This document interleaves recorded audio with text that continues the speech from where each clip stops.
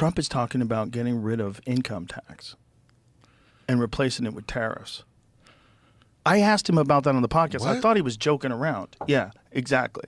He was saying that it would be better for the economy. We'd have way more money if instead of you paying tax, these companies should be paying tax. Like, why are they making such a killing off the American people? But the companies would just charge us bigger prices, wouldn't they? Well, here's the thing. Could they, if we had American manufacturing that can make the same products? No. So the whole reason But why you can't make the same products for the same price. But if you have other countries charge tariffs, and I think we've charged tariffs in the past, and it's an interesting thing. It's like you make a trade agreement. It's essentially a trade agreement. And his position has always been that one side of the trade agreement was unbalanced, and America does a stupid job at negotiating its trade agreements. So he wants tariffs and everything. That's what he threatened the guy from Colombia with. He said, because they didn't want to take the prisoners, the flights were coming over, and he didn't want to give them approval to land. He said, we're going to tax you, we're going to tariff you 25%, and then like in a week, we're going to jack it up to 50%. And this guy wrote like a poem to Trump. It was the most ridiculous thing ever. The guy's a wild dude. I mean, that's the thing. Is like if you bring in the tariffs, you have to make them so high that the American goods were cheaper by comparison. Well, you'd have to really ramp up American manufacturing in a lot of places. Like, we don't make phones.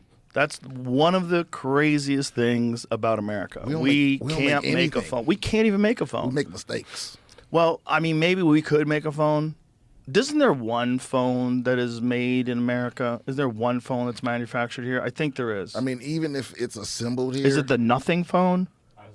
Is that I it? think it might be assembled here. I think they still have to get some. They still parts have to from get somewhere. shit from China. Yeah. They have to get shit from Taiwan. key They have to get pieces. shit from India. Yeah. Everybody gets their shit from somewhere. Yeah. I mean, like I said, the problem with American manufacturing is you can't do it for as cheap as you have to pay people. Our enough to live on. problem is, first of all, we're addicted to buying new shit all the time. I have a bunch of phone lines, and one of my phone lines, I have an iPhone 11. It's like 5 years old. I don't notice when I'm using it. Like, as long as it still works, you don't notice on a normal experience. What do I do with my phone? I'm not fucking making complex video rendering. You know, what am I doing? I'm watching YouTube videos. I'm text messaging people. You don't notice, right? But we're force-fed this idea that you're supposed to get a new one every year. Like, it's one of the weirdest things. You get a new TV every year? You get a new computer every year? Why the fuck do you get a new phone every year? But every year they keep pushing us to get a new phone. If you make a phone that's American-made, more durable, and lasts more than a year, it would be worth a premium, and I wouldn't have to feel bad about like slaves in China making it. Like he makes it like the only phone. They need to bring back the Nokia phones. Remember those brick phones?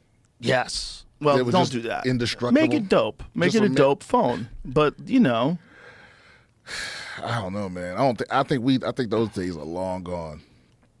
the days of American manufacturing. Yeah. Well, I think with incentives, with government incentives, and people understanding that this competition that we're having is all technologically based, and if all of our technology is getting made in another country, that's essentially a national security issue.